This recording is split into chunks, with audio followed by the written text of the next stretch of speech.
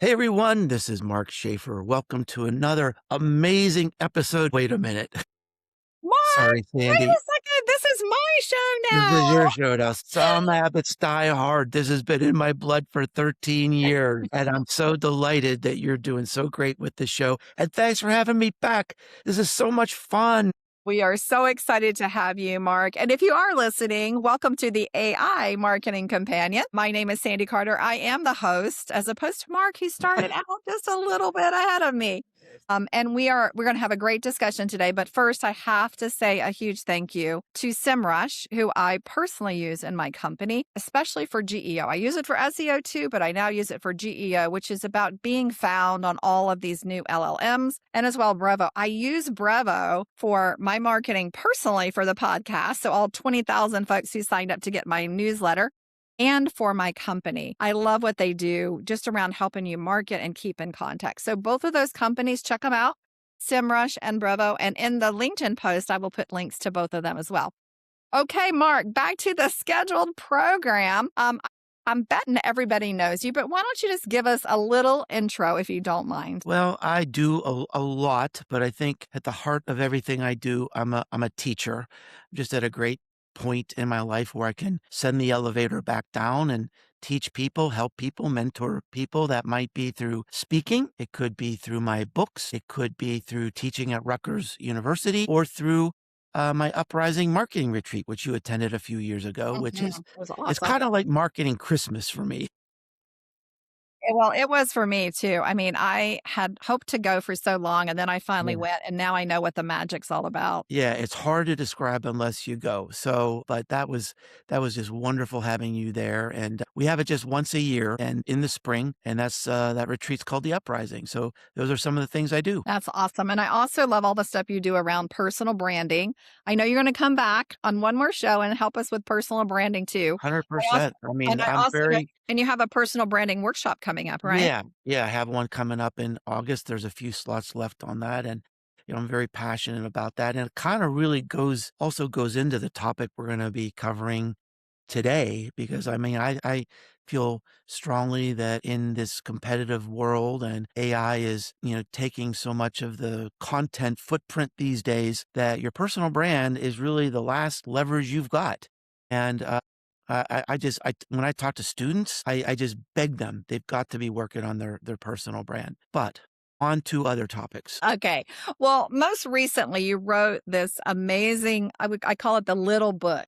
The little book. The Little Book of Wonders, because it is. It's a small book. I mean, I read it on an airplane ride, and I wanted to ask you some questions from that because it was really about the impact that AI is going to have. And in fact, one of the lines that everybody quotes from your book is the biggest disruption in marketing history isn't coming for your job, it's coming for your customers. So if you don't mind, Mark, walk us through what you mean by that and why you think marketeers are still preparing for the wrong threat. Well, a little bit of background. I wasn't planning to write this book. And last spring, I was invited to participate in a research project. They invited 300 futurists to answer the seemingly impossible question: how will AI change humanity by 2035? Now, here's the part that was so amazing to me, so energizing to me. In the final report, there was consensus about some big ways humans were being rewired. It seemed inevitable. Now, this is amazing, and I know you feel the same way. Nobody knows what's going to happen with AI. Nobody could predict anything about AI. But you had these philosophers, psychologists, academics, Silicon Valley insiders coming together and said, yep, this stuff's happening. And it's not happening like in a sci-fi way. It's happening now. Now, as you view this through a marketing lens, if AI is rewiring human beings, that's changing our customers. It's changing how they think. It's changing how they act. It could be fundamentally changing consumer behavior. And so we've got to stay on top of that. And what's remarkable to me, Sandy, is that literally nobody's talking about this. They're talking about prompts. They're talking about transformation.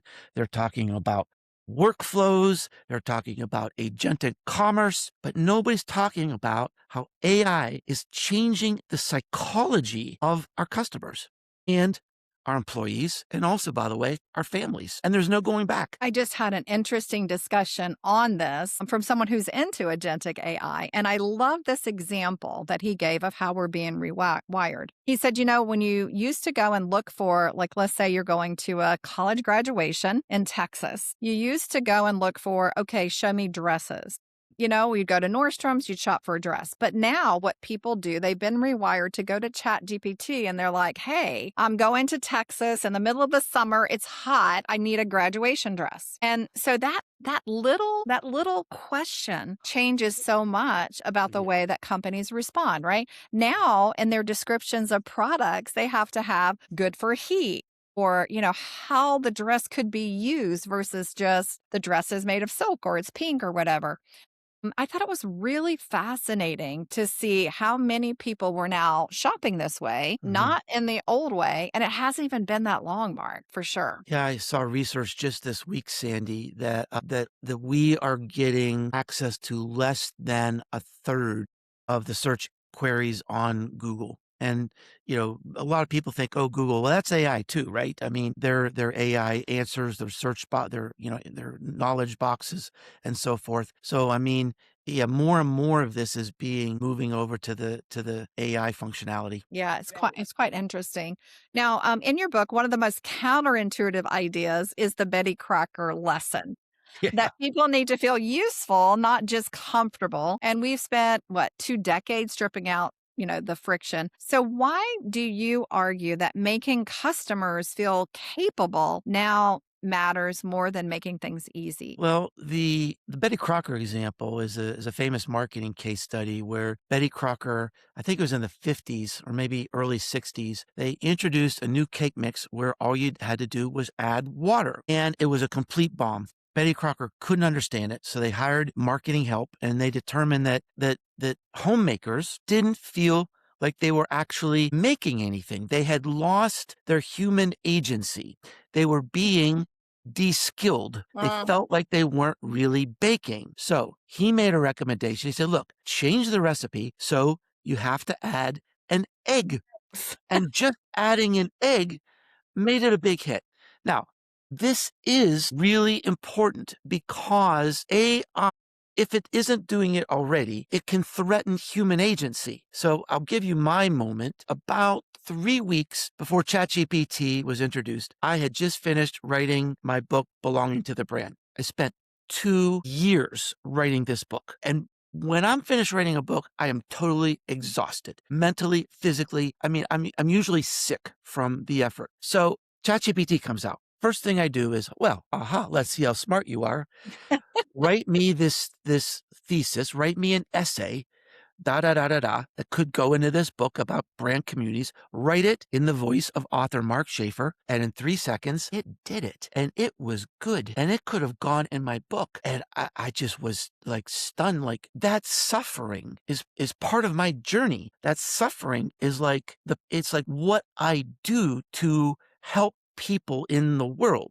This is like part of my purpose of why I work. And I could, for a moment, it was like, where do I belong? Do I still have a place? Am I still going to be an author? So now, if you just compile that over AI can make decisions, even like ethical decisions, parenting decisions. And you start, I mean, AI just solved an argument for me and my wife. We didn't even debate it. This is what ChatGPT said. Okay, you win. We're de-skilling, we're abdicating our agency to AI. Now, this is going to hit people really hard. And so one idea is to add friction or add aspects to your marketing that involve people. So instead of saying, here's our AI, just click here and you'll get everything you want, maybe you position it like, hey, come along with us on this journey. Here's AI, but between you and our services here, we'll come up with the right decision together. Yeah, an example I have in the book that I think is really kind of cool. We have this big do-it-yourself chain here in America called Home Depot. Every Saturday morning, they have workshops for parents and their children. So they'll come and they'll learn how to do something together. They'll build something. They'll learn about tools. They'll learn about painting or fixing things. And so it sort of like reinforces this idea that you are useful. You still have a place in this world. And I think that's an interesting idea as we consider how our customers are being de-skilled. There was a quote in the book. Learned helplessness was the phrase I wanted to remember. Learned helplessness, that we're just giving up to AI because we don't feel as useful as we used to be. I just did a podcast with my daughter, Yeah, and listen to that. That was awesome.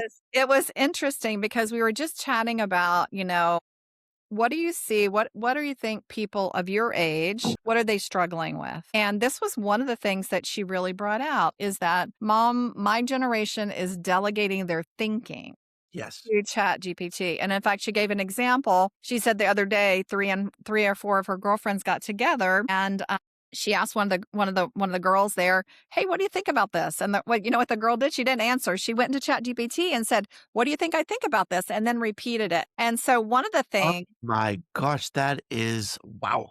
yep, Yeah. one So, of the yeah, things, there's a quote in the book. I think this was the part of the book that was hardest for me to write, I think. There was a young woman I interviewed for the book, and I met her at a community event, and she was telling me how she uses AI every day. She's like a junior in college. I said, I'd like to interview you for this book I'm working on. Get a Gen Z perspective, right? So I called her on the phone, and she said, when you told me you wanted me to answer questions for your book, my first thought was, I have to ask ChatGPT. And I realized I have crossed a line. I am making myself dumber. I don't know where I am.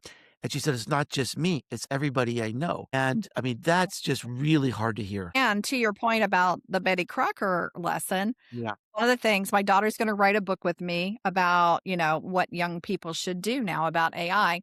Uh-huh. We did a little workshop with moms and their daughters, and I went through a little training. And so again, putting a little friction in because like Cassie, my daughter was like, "Hey mom, all these people know how to use it." But we kind of went in and we were teaching them some different ways, putting a little friction in because the moms were considered friction, I have to say. And I have to say that workshop was wildly successful. So I think we're going to do some more garnering some content for the book, but also just, helping people. And, thinking about that next generation and teenagers, I thought in the book, there was some interesting research and some scary stuff. I mean, reading all about AI companions, the most used. Just listen to this. The most used AI on the planet are AI companions. Uh, And you talked about teenagers forming romantic relationships with AI avatars and the whole community around my boyfriend is AI. In fact, one of our friends, Kathy Hackle, she actually dated 5 AIs and then wrote an article about it, trying to uh, see if she could form a relationship. So when a customer's closest confidant is a bot, what does that authentic human connection from a brand even look like anymore? yeah. Well, you have to think about, and for a lot of people, this is just seems impossible. It just seems like a Hollywood movie or something. But it is real. It is happening. It is happening now. And you think about there's there's just no compromise. Whenever you have an AI companion, you don't have to work at the relationship. They don't roll their eyes. If you're Yep. talking about what you did at work today, they don't fall asleep because they're tired of listening to you. They don't get irritable, and so it's like a relationship that doesn't without compromise. And I gave the example in the book where I mean I've even had little insights into where I thought AI was, like, taking care of me. Like, it was kinda like he, I don't know why I said he. Yeah. Yeah. See, My maybe AI that's is part of you. it. So yeah, that's right. Maybe that's part of it. And so this is really an interesting, dilemma for marketers. It's an interesting way that the world is going because think about what is the most powerful marketing in the world, and that is what? Word of mouth marketing. It's the earliest form of marketing. It's how all the earliest businesses were created, and it's unadulterated by AI or technology or anything else up until now. So, I mean, there's this very famous number from Nielsen, 92% of US adults will believe a recommendation from a friend or really any human over any advertising or marketing, even if it's just a review or a testimony. So this idea of a trusted recommendation is has always been a very important part of marketing, creating experiences, creating a story or an experience that's so compelling, so worthy that people can't wait to talk about it. Well, what happens if that experience or that recommendation is coming from your best friend and that's a bot? And Uh-huh. I don't think really anybody has the answer to that right now. I mean, this is really a new world, but trust in AI is increasing at an exponential level. And it's not just for small decisions. It's for what college should I go to? Who should I marry? What car should I buy? Big decisions. People are turning to AI.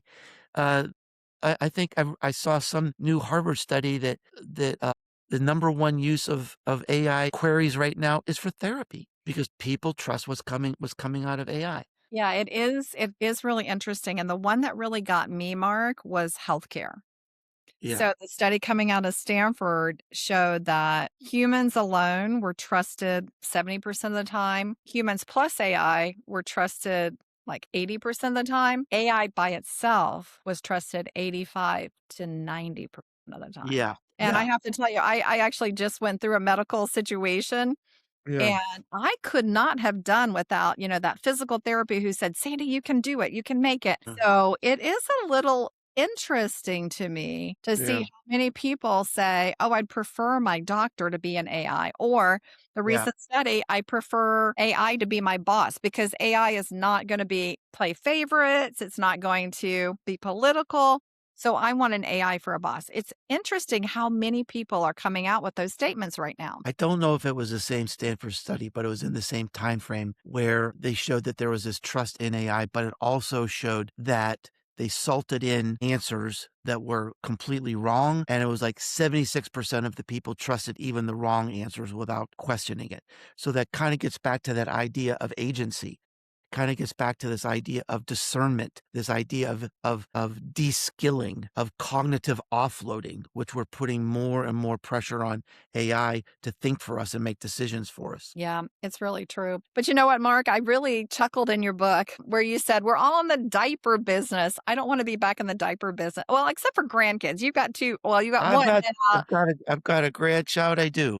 you do. So tell us that story. What do you mean when you say we're all in the diaper business? Well, I have this lovely little boy who's my first grandson, and he's such a just a bright child, and he's also an expert pooper.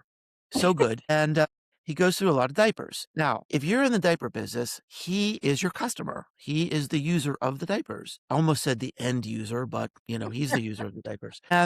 But he's not the decision maker. To sell those diapers, you have to go to mom and dad. They are the decision maker, even though they're not the end user. This is what's happening with AI increasingly. So people are going to AI and just taking the answer. And so your customers may not be the decision maker. Increasingly, they're not. This is a cataclysmic new reality for marketers. And that's why I say we're all in the diaper business because the customer isn't the decision maker. Now, here's the good news. And I don't know, I'd like to hear your view on this as well. So in the book, I stated an opinion. I interviewed I interviewed Andy Crescentina and Rand Fishkin and many of the great thought leaders in, SEO and search and how it's impacting AI. And I kept hearing this number that about 85% of the marketing we're doing today still works for AI. The things that you're doing around content, around branding, around advertising, around reputation, it's still going to work okay. There are some new things that we need to work on. So the good news is that most of the marketing you're doing is still going to work in the AI era. The big problem is you don't get a list of choices, you get the answer. So Mhm. it's going to be very, very difficult. And of course, there's a whole new cottage industry emerging of helping people to show up on AI, etc. However, I want to also reinforce this idea as far as your marketing strategy that look, don't forget the basics. Don't forget the basics of marketing, which still help you. So I recently went to Europe and I wanted to have some fun. So I was going to Okay. spend 5 extra days in Paris. So I went to ChatGPT like you do these days. And I said, I love art, history, nature, food. Plan for me an itinerary for 5 days in Paris. It did a spectacular job. It even told me what metro stops to go to, the best time to go these different places. Like, I couldn't believe it. It even said, like, if you're going to the Louvre, don't use the main entrance. Use this other entrance because there's never a crowd there. Wow, this is great. However, I said for my trip, I'm going to fly Delta Airlines and I'm going to stay in this type of hotel because the brands matter. This is an important idea. This is an override to AI. If you mean something to your customers, if you have loyalty and you have this connection to your customers, that's the ultimate override, right? They're not going to even search for an alternative. And here's another thing, Sandy. We talk about cognitive offload. People don't want to think. They're also not going to want to compare brands. They're not going to want to do the work, right? So if you are a category leader, this might be a great time for you. People may default to you because they just don't want to think anymore. And AI is probably going to at least recognize the category leader. So branding more important than ever.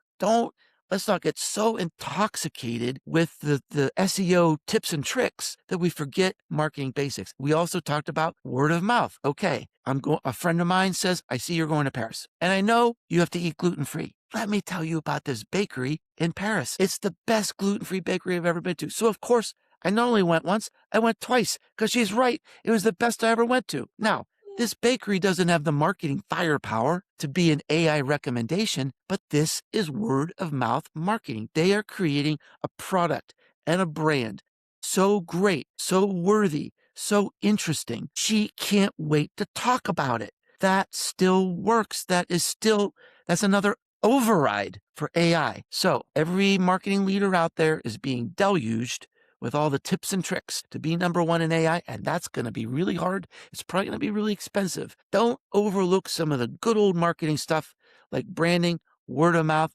advertising, brand communities that we've done for years and years. Still works. Yeah, I completely agree with you. I was rereading my book, AI First, Human Always, just to see what's still relevant as I write my next book. And one of the things in there I talked about is don't forget first principles. And this is really a first principle, right? Yeah. First principles typically apply to, okay, don't forget you're not doing AI just to do AI. You're doing AI to make money. You're doing AI to service your customer. You're doing AI. So make sure you don't forget first principles. And for marketeers, these are first principles. Although, Mark, I will say, I don't know if you've checked out ChatGPT's new recommendations on brands, but one of the things that they're doing for their agentic commerce is you go in there and you're like, okay, look, I'm going to throw a party. I'd like to have this kind of vodka. If that vodka manufacturer didn't pay ChatGPT to be part of their list, ChatGPT says, oh, yeah, you could use that vodka, but why not look at this vodka? Because they have pineapple flavored and they have citrus and they have all this too. It would fit really So well with is that vodka. out now? I heard Yeah. it's Yeah. out.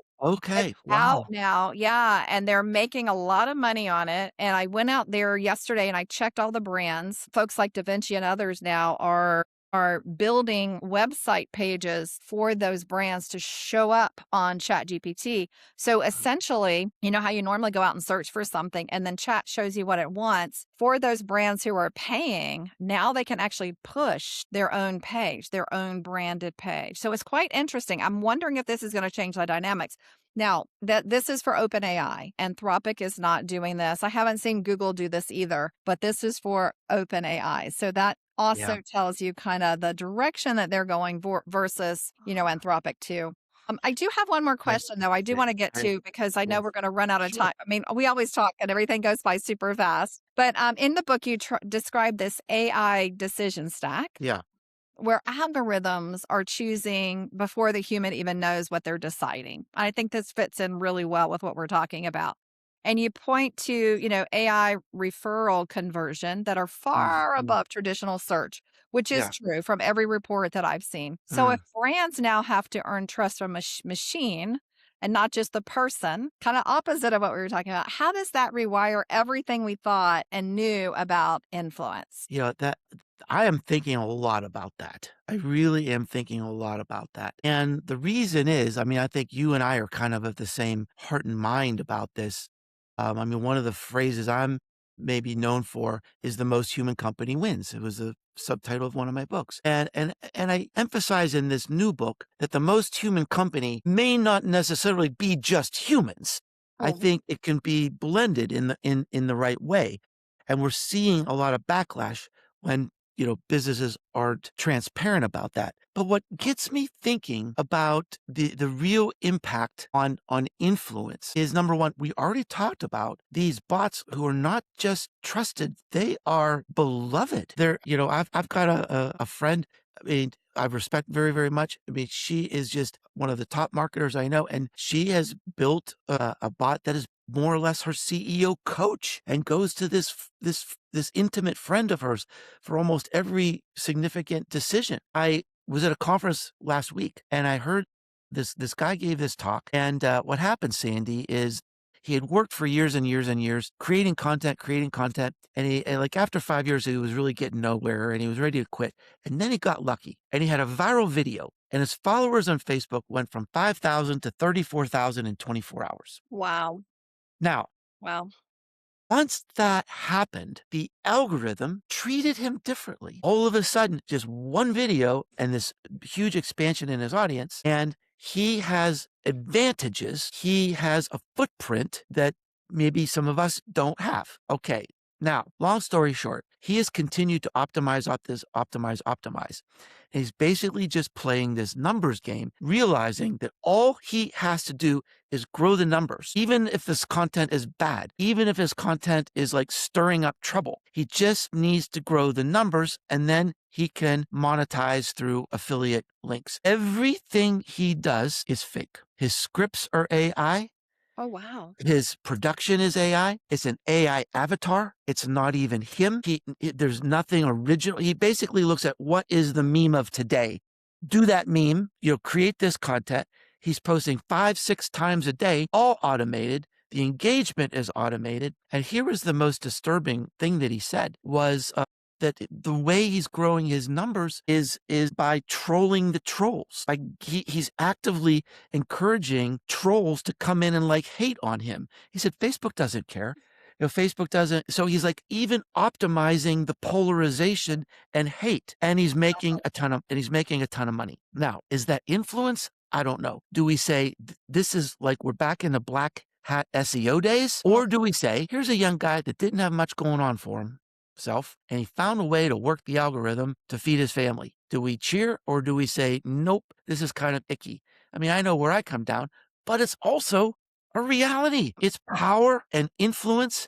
It's fake. It's automated. And that's what I'm really struggling with right now is as a teacher. I mean, I teach at Rutgers University. I'm preparing for the next semester. Like, what do I say about this? Yeah, this is really hard, right? Because I'm not into fake and I don't like, I get people calling me all the time. They're like, ooh, like I just got named top LinkedIn voice for AI. They're Yeah. like, ooh, we can keep you at that level forever. Let us do this and this and this. And it's fake. Yeah. And so I'm like, it's just not who No, I am. It I just can't.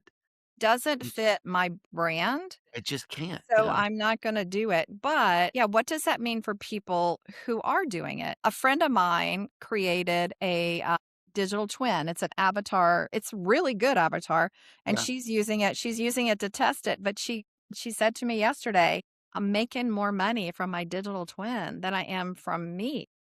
Yeah. So Yeah. what do I do now? Like I was doing this as an experiment to write about it, but now I'm seeing, wow, this is really interesting. I do think it's a really hard one, Mark, because I think it does also come down to your values. Like what is your value proposition as a human and how do you want to go after that? And are there parts of it that you could use? So, for example, I was just talking to a retailer the other day and they tell me now that there's all these bots that are buying stuff that they learned that, us humans, we look at 199 and we are like, ooh, 199. That's better than 205 because we're emotional, right? And so they're like, okay, so the agent doesn't care. Like they see, oh, there's like 6 cents difference. Yeah. I'm not going to buy off of that. I'm going to look at other things. And so they're kind of having like this two-pronged strategy where they're looking at, okay, how do we entice the agents and how do we entice the humans? Is that the way to do it? Like, do you and Yeah. I target humans and let other people target the agents? I don't know. It's a really interesting question. Yeah. I mean, this is what I go back to. I mean, you and I were in the whole digital space very, very early. Even in my corporate world, I led some of the very first digital marketing efforts, CRM efforts in really in the world. And where corruption can occur, corruption will occur. And when you and I were in those early days, we saw stuff like black hat SEO, just Yep. corrupt stuff, right?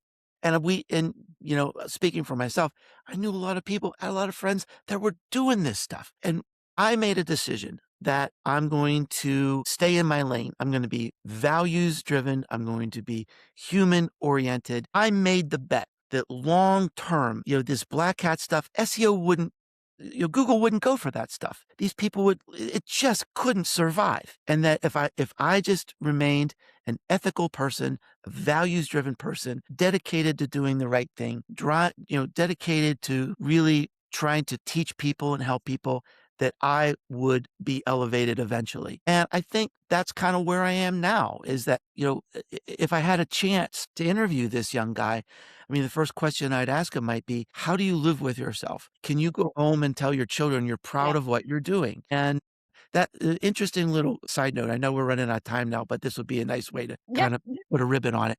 A few years ago, on this very show, when I was the host, I got to interview Tom Peters. And Tom Peters, the great author of He's the amazing. best-selling business book in history, just one of the great business celebrities. He was retiring, and it was the end of the show, and I was interviewing him, and I said, "Okay, Tom, you're going away. You have a chance to send a last message, a final message to thousands of marketers all around the world. What would you want to say?" And he thought for a moment and he said, "When you go home at night, are you proud to tell your family of what you did that day?" Yeah. And it really made my heart skip a beat. And I think that's a good way to kind of end this discussion, Yep. because in this world, we're going to be pulled in a lot of directions. And I think that is a good code to live by, is to think, am I happy? Am I proud of what I'm doing today? Am I proud to tell my friends and family what I do? I think if you follow that code, you're going to be okay. I agree with you. And you know what? Your success has been built on that. I mean, if I think about the Rise community, not Uh, just the event, the yeah. uprising, but the community, I mean, people appreciate you because you've been honest, trustworthy, ethical, and you're always willing to help. So, in my book, if you're a brand out there and you can be honest, willing to help, I think you're going to do successful in the long term. I think it is a Yes. long-term game. I do think it's a Yeah. long-term game. Well, Mark, thank you for coming on the AI Marketing Companion. I really, really appreciate you coming back and speaking to us. And again, I want to thank all of the listeners. Please send me your questions and your comments. We do create new shows based on what you send me, for sure. And I also want to thank SEMrush and Brevio again, because I just think that those two tools really serve our values too, and really help you get noticed in particular ways, help you go back to some of those first principles. So please check them out. Mark, thank you so much. Thank Really you, appreciate it. Jean. And again, thank you to all the listeners. We'll talk soon.